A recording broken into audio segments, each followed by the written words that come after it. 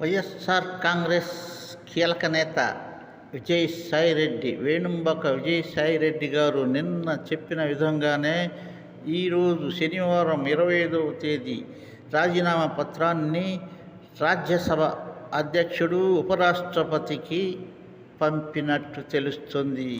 నిన్న చెప్పిన విధంగానే వేణుంబాక విజయసాయిరెడ్డి వైసీపీ కీలక నేత రాజ్యసభ సభ్యుడు ఈరోజు శనివారం 25వ తేదీన రాజీనామా పత్రాన్ని రాజ్యసభ చైర్మన్ ఉపరాష్ట్రపతి గారికి పంపినట్టు తెలుస్తుంది.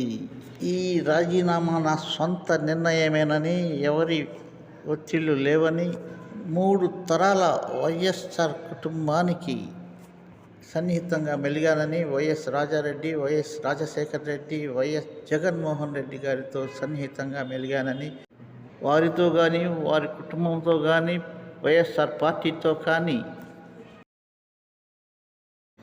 విలేకరుల సమావేశంలో చెప్పినట్టు తెలుస్తుంది. ప్లీజ్ సబ్స్క్రైబ్ చేసుకొని ఒక లైక్ కొట్టి బెల్ ఐకాన్ నొక్కండి. పిల్లల మొబైల్ నుండి దూరంగా ఉంచండి.